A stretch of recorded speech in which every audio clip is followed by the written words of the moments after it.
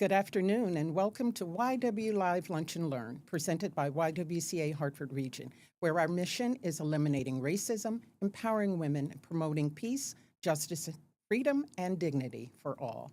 I'm your host, Adrienne Cochran.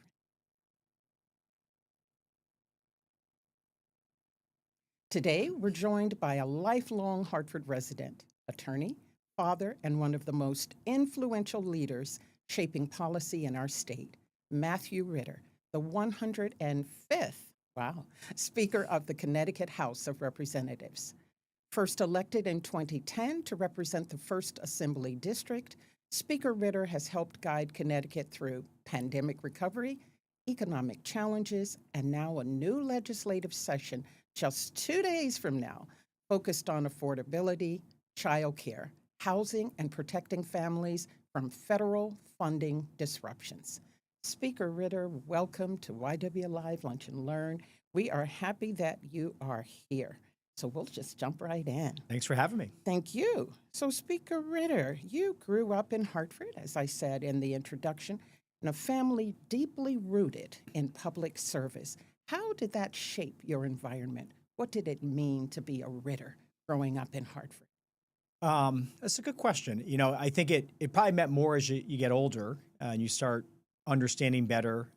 Yeah, it's true that I would tag along to go to the Capitol with my dad when I was a kid, or my grandfather for different things, or even my mother who, was a lawyer and doing different things. But, when you're a kid, you're really focused on the things that you care about, which for me was soccer and basketball and baseball and playing with my teammates and things like that. And I actually really didn't think about politics much in terms of would that be something I wanted to do when I got older, probably till I got later in high school and then into college, and I majored in government. But what's always nice is I get equal stories about my family, political and non-political, which is good. So you'll hear stories about, my dad playing Little League, or, my sister doing something. And so that is nice. But yeah, we're from Hartford.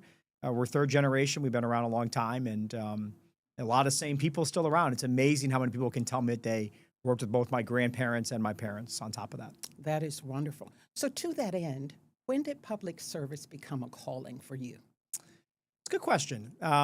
I majored in government up at Colby College in Maine, and decided that I wanted to go to law school. And so law school brought me back to Hartford right after I graduated. And in law school, I began to work at the Corporation Counsel's office at the city. I was an intern. I shared a desk with Natalie Braswell, who's now the governor's general counsel, which is pretty funny that we started there together. Small world. Small world. And I'm not sure we were the most effective first-year lawyers but we learned a lot from them.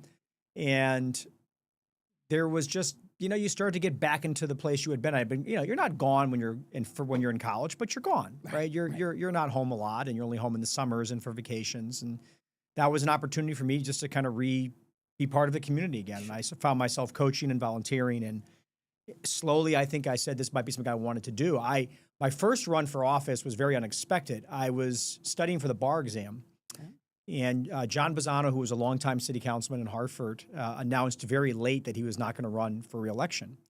And I got a couple phone calls from people that I had met. I had helped out the town committee. I had door knocked for other candidates and done some things. And I found myself faced with a pretty difficult decision in May of that year, which is, could I run for city council and study for the bar exam at the same time? I wanted to know how you did that. I passed the bar. I don't know that I passed with the highest score that anybody's ever passed with, but I got through it. But that was a long summer. But I ended up doing it and going for it, and kind of the rest is history. But that's kind of how my first shake. I always tell people there's a lot of luck and timing, and sometimes you're not ready, and that's the opening that you got to take advantage of. And I was fortunate to have enough support to do it and kind of go from there. Well, sometimes what's meant to be is meant to be. Yeah, I was 24 years old, so it was a long time ago, but it was quite a summer. So leadership looks polished. We see you on television, we see you speaking, we see you everywhere. And people look on the outside of it, it seems so effortless when you're doing it. So tell me, what are some of the feelings you're having sometimes when you step up to a podium? What is it that comes into your mind first and foremost? Mm-hmm. Practice helps, so the more you do it, the better. I will say that it's harder for me to give a speech than do a live interview. I would much rather have 10 cameras and just spit out responses to questions sort of off the cuff. Yeah. That is actually easier. It is hard sometimes. I've given addresses to high school graduates, elementary school graduates. I'm doing UConn's policy graduates, which is like a Oh, little. wow. It's obviously people who are out of college now. Mhm. Um, you never know what the audience is thinking, and it's longer, so you can sometimes see when you're making connections and when you're not. And unlike the press interview, that's going to be over in a minute, even That's if right. doesn't go well. So I find those to be more difficult, but. I try actually not to write too many things down. I think I Sure. do better sort of trying to be more free flowing. I have some ideas in my head. But like anything else, a good practice helps. Doing a little bit of research and preparation. I have staff that helps with that.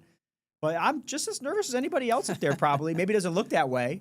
But it's like if you watch a professional basketball player, Yeah. they're probably always a little bit of nerves before tip, and then you just go out there and you kind of do your thing. So once you get through the first couple minutes, it tends to flow a lot better. So huge responsibility that you have, and you are proudly, you see a son, but you're also a husband and father. Yeah. How do you balance that with this role? I'm very lucky I live in Hartford, and the capital is a mile away. I have colleagues from Stamford, and I don't know how they can sometimes manage it. Um, it's hard. I mean, every Sunday we got to sit down and like any other family and go through the calendar and who's driving Jack to soccer tonight. And my parents are very helpful. They live close by, which is nice. My sister and her husband live close by, and we have right. friends that we carpool and we have to work out our schedule like anybody else. My wife works full time, but having family and friends and being close by. So when I have friends and we're getting older, but I talk to young people who are starting families and I tell them, if you can be near a relative, boy, does it make a big difference. It does. It really does. In a pinch or things like that, Emma's got to go to the doctor. My mom can grab her maybe or something like that. But it's a busy household for sure. Yeah. And that's a blessing. It to have is. It everybody really is. We're close going to miss by. it. I mean, my kids are already in 7th and 5th grade. It's hard to believe how quickly it all goes by. And trust me, they do grow up very quickly. Yeah, they do. So Yeah, that they you do. can be involved and stay involved, that's also a blessing, Yeah. too. Yeah. Yep. So there are high pressure moments, obviously. What is it that grounds you in those times? There are very high pressure moments, especially at the end of session. You begin to feel the weight of your colleagues and the public and the other branches of government, and you're making decisions very, very fast with very little sleep that have a lot of impact on people. And you're trying to still be respectful of everybody and give them, it's not just meeting with people, but being attentive, listening to them, trying to ask the right questions. I think the best thing you can do is just not take yourself too seriously. You really got to be mindful that every interaction that you have with somebody is really important to them, especially that last week. Understand where they're coming from and be thankful that you have this job. So there's a lot of people who like to complain. No one made me do this, number one, right? So right. I made the choice to do it.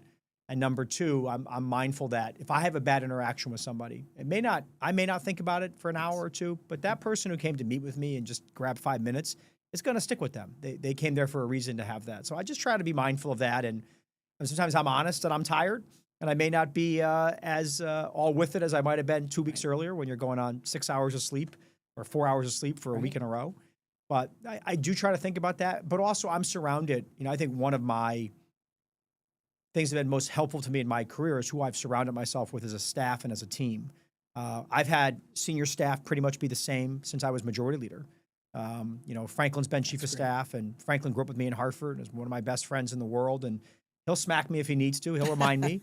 And my general counsel's been with me for, now going on 10 years. So and Kimmy Grove has been with us since an intern, and Corey was an intern. And so the people that work around you will let you know when you're not being right. And I think that's really, really important who you surround yourself with. It is important. I think about that myself, the idea that I have a great team here, just wonderful. Yeah. And the real definition of team is somebody who'll say, no, maybe not. I think you missed it on And on challenge that one. you, right? And challenge you. People are it so makes afraid. us better. Yeah, I don't want to get too political, but there are people that I observe in this country who are in politics who seem to not like being challenged very much.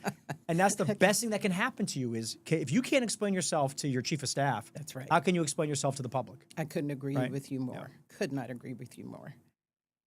So walk us through your path. You talked about it a little, from city council, legislator, and now speaker. And what experiences actually prepared you for where you are now, and what surprised you most about leading the House?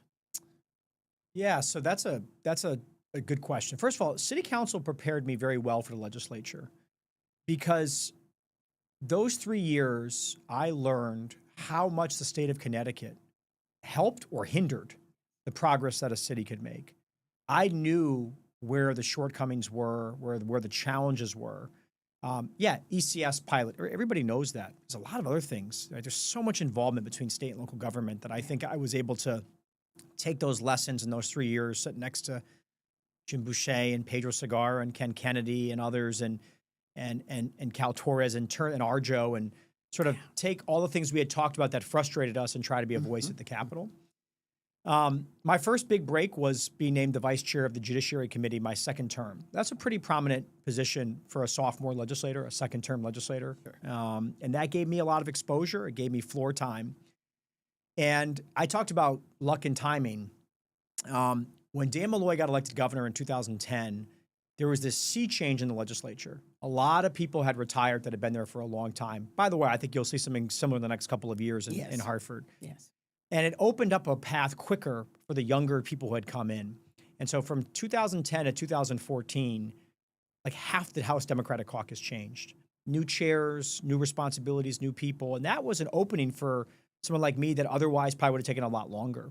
And I had these friendships. There's not many of us left in the House, but still to this day of about 15 or 20 of us that came in together in those times, and first Democratic governor in a long time. And we just built relationships. And from there, that gave me a base of support to think about leadership. I had no idea that would come as quickly as it came, but we were ready, that we knew it was our turn at some point to maybe take over.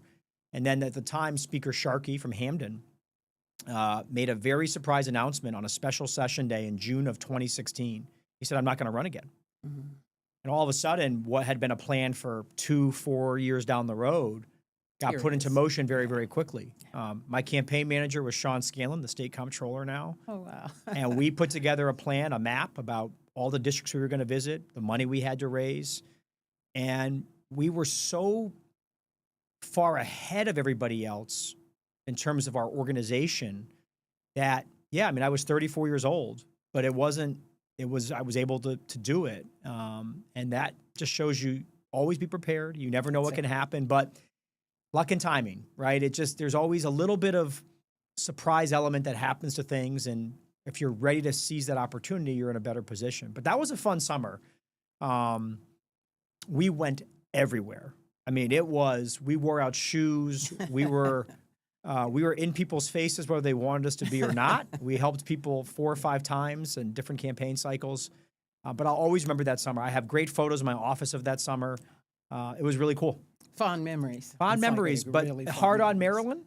That was the hardest summer we ever had. It was like running for statewide office, except it's more under the radar. Yeah. You're just going to random towns trying to figure out who may win an election, offering an hour and a half of door knocking, begging your friends to join you so it could go quicker. Yes. And I saw the whole state of Connecticut. But I think it made me a better majority leader because I really, truly understood the diversity of our caucus and the difference between representing Hartford and North Canaan, Connecticut, or something like that. There's a lot of different Democrats in Connecticut, just like there are in the country. Absolutely. Yeah. Absolutely. So now, Mr. Speaker, for viewers who may be new to state government or just trying to understand it, so you've got 151 members with sometimes competing priorities. Yeah. And how do you manage all of that? And then if you would take just a moment to maybe explain, what does the Speaker of the House actually do day to day? Well, let's start with the latter, because I think it helps to inform the sort of how you manage it. And I answer this question for kids all the time. So the irony of the title, Speaker of the House, is I really never speak. I don't give speeches. I don't take out bills on the floor. Most times I'm up there to be more of a parliamentarian, make sure the debate is fair, make sure it's balanced, rules of procedure. So I'll talk at the very beginning when we start session, and I'll call on people, but I do not talk on bills. I've never spoken on a bill in my 6 years as Speaker, which is not uncommon. I think my predecessor did 1 bill. The one before that did 1 bill. Yeah. They haven't found that bill yet to do. I may never do it. And your main job is to, again, you pick every bill that gets voted on. You pick the committees, which is a big responsibility to pick the chairs of committees and who's going to sit on those. And you work with your majority leader and minority leader to figure out the day's schedule. And you kind of know what days we're going to come in, what bills we're going to do. You're a traffic control, air traffic control in some ways, right? But to do the job well, you really have to think of yourself as, it's weird because you are the leader of the Democratic caucus, the majority caucus, and there's no ifs, ands, and buts about that. But you really are leading 151 people. That's right. And so when a Republican colleague, they'll call me for the same reason Democratic colleagues will call me. I need to be out for a week because I have surgery. Yes. They will call me, and they let me know that, which might surprise people. But that's good to know. That's important. If they're not calling you, then maybe you're not being the speaker. Maybe you're being, and I was majority leader. I had that job, and I know how that's different too. But you really are. I'm surprised at my number of daily interactions with Republicans too. I think that might surprise the public on things like, hey, I have a bill that I care about. Sure. And here's what it is. Or can I give you a call and run something by you? That's a good, healthy way to run a chamber. In Washington, that does not happen probably. They might have just hit a point. Especially not now. No, not now. And there may be no going back from that. But in Connecticut, it's a good, proud tradition. So I'm always happy when the whole chamber feels like he may not support what I'm doing. That's right. But I can go to him for advice or counsel or to let him know something personal happening. I'll get calls from Republicans who say I'm not running for re-election. I really means a lot to me. And I think that's a sign of health is if you're only talking to again, Republican could be speaker too one day if they won the majority. If you're only talking to your side, it's the pendulum has swung too far in terms of your role. Absolutely. And it's ironic because for the most part, the role of the speaker is hard to describe to people. It's hard to define. It is voted on by everybody, right? On opening day, the whole chamber votes on Speaker of the House. That's why Mike Johnson had those troubles a couple years ago. And it's different, right? It's a different position. So you just got to try to balance it the best you can. I've done my very best to do that. And I'm lucky to have, Jason and Vinny to work with. They make it a lot easier. Yeah. Absolutely.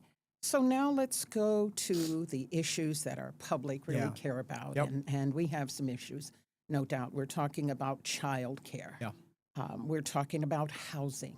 We're talking about families that just have so many needs, some of which haven't been met, and some of which I know you're dedicated to helping those families get there. Right now, Connecticut families are spending 15-20% of their income just to keep their children in childcare. Yep. We deal with that a lot here at YWCA Hartford Region and our early learning centers because we're trying to be conscious of keeping those costs low so that those families can afford it. There's a proposal that would cap costs at 7%, right, of the family's income. And with the state helping cover anything that's above that. How close are we to making that a reality for this family? And also, please feel free to speak to any other topic beyond childcare. Yeah. That's really important to you and where you think we are. So that is a really, really good question because I've been talking about it a lot the last week, actually, in different interviews with media outlets and stuff. So last year, we finally were established a child care trust fund here in Connecticut. We deposited about $300 million, maybe a little less, but approximately $300 million. And if we can do that, if we have the discipline to do that for 3 or 4 more years, the interest on that fund should put us in a position where we can live up to that promise for families making less than $100,000 a year of either free or no more than 7%. Yes. The most expensive bill I had when we were parents, when we had young kids, was daycare. Jack went to daycare after 6 weeks. Marilyn needed to go back to work and to pursue what she wanted to pursue, and that was hard. For a young family, and then we added Emma 2 years later. So I've been there, and I understand what that. And that's what's important about it too, that you have been there and you understand it. Lived experience. I mean, after-tax money to pay for daycare was really hard with 2 kids. So we're close to that. What I worry about sometimes, and is. It's a big, diverse caucus, and everybody's got ideas. And so sometimes there's also the issue of what about now? What can we do now for families that are struggling? And what can we do on affordability now? And then you have what I talked about, which would require 3 or 4 years to get up and running. And so sometimes in politics, people want the off-ramp because it's hard to be disciplined for 4 years or 5 years. It's a lot of money we're talking about. That's right. That's right. So my job is just how do we find a compromise to do that? If we can stay the course, we need to do stuff now too. And if we can find that balance, I think in 2030, you will be sitting here and families will go, whatever those crazy folks did 5 years ago, it paid off big time. And now you're attracting working young families to our state who said, don't know of any state that has a program like this. We're not going to pay for daycare for people who make $1 million a year. That's not our promise. But I am so struck by how often, not only how unaffordable it is, how often it drives people out of the workforce. Absolutely. And how often that is women who get driven out of the workforce, Absolutely. right? And Absolutely. so I'm all in on the program. I just got to find a way to make sure that our goals are not put aside for all short term. Yes. We want to find the right balance. Yeah, it's Thank a great you so question, much. but it's a great program if we can pull it off. I couldn't agree more. Yeah, and it will pay educators more too. Which the other thing you hear about is folks we treat our pre-K, our daycare and our pre-K teachers so differently than a first grade teacher in terms of compensation. It's just as important. It is. Just as important to have someone good with a 3-year-old as an 8-year-old, right? Absolutely. So we got to pay them right so they don't leave the profession and go do something else. Absolutely. Yeah. So going quickly to housing, where Yeah. nearly half of the renters in our state are cost burdened. Yep. Right? How will the regional housing plans actually create more affordable homes and housing? So we passed this bill in the special session. I'm hopeful that this will lead to more supply, right? Supply should help with cost a little bit because people have choices. Right now, if you're limited in choices, your landlords can ask for more and there's not many options that you have. I think that's important to think about overcoming some of the towns that don't want to build and maybe working with them in a more productive way for them to build supply as well. There's different things we can do to help renters and provide protections. There's been different bills and the answer may not be a straight rent cap for everybody, okay? But I'll give you an example. In the city of Hartford, we're looking at this year. In the city of Hartford, we have landlords from Florida who never come to Connecticut. They don't pay taxes. They're constantly getting inspected by the health department. They're constantly having blight liens put on their property. I would cap rent for those folks. I wouldn't let those people raise rent at that point in time. So, it's difficult if there are landlords that are going to go, look, I only own a 2-family house. I'm not some major landlord. And by the way, the city's taxes went up. My MDC bill went up. My Eversource bill went up. My insurance went up. My car tax went up. I need to raise rent a little bit to offset my thing. That's a fair argument. But if you own 52 units in Hartford and you're not doing what you need to do, why should you be allowed to jack your rent 10%? So I think we may be able to find a balance there to help those tenants that are getting really hurt hard and then not getting the proper premises to live in and sanitary conditions they deserve to live in. Well, we talk about appreciate dignity. that. That's not dignity for those people. No, it isn't. And I'm sure there's cheering out there just hearing you say that. Yeah. Excuse me. What about federal funding protection, looking at SNAP and the Medicaid and facing shutdowns and all of that? What are your The shutdowns thoughts are on hard that? because they're unpredictable. We might be in a shutdown when we go back into session in 48 hours. This would be our 3rd shutdown since October 1, I believe. Yeah. At some point, you can't become numb to it, but it's hard to predict. And government is not good when it's not predictable. And right now it's unpredictable at the federal level. That's right. SNAP, look, we put about $11 million into staffing up DSS and software to help because people are going to have to, re-eligibility will be required semi-annually now as opposed to annually, unless they change it in Congress. We're assuming that they won't. We're going to be ready to do that, and we'll have the staff in place. We're the first state to get approval from the federal government on how to test eligibility on SNAP. Medicaid is a harder answer. If they don't change the Medicaid restrictions they put in place when the new Congress gets sworn in, we have 2 years, not till 2028, it will eat up a considerable amount of state funds to make up that difference. If there's one thing that keeps me up at night, it's the Medicaid changes. Yeah. So how would you reflect upon your leadership to this point? What is a defining moment or defining moments for you? Pandemic, certainly. How we got the Absolutely. legislature back up and running in that pandemic time. We changed all of our processes. I mean, we redid everything. Public hearings, meetings. That was a Herculean effort. Absolutely. I think for me, I've said I'm running for re-election. I'm running for a 4th term as Speaker. Nobody's ever done that before. That would be a nice moment, but only if I can do it the same way that I've done it. I don't want opening day to be Democrats versus Republicans. Sure. I want the opening day of 2027 to be the way it was in 21, 23, and 25. And if I can do that and we can achieve that with all the turmoil in Washington, that'd be a really happy, proud moment for me.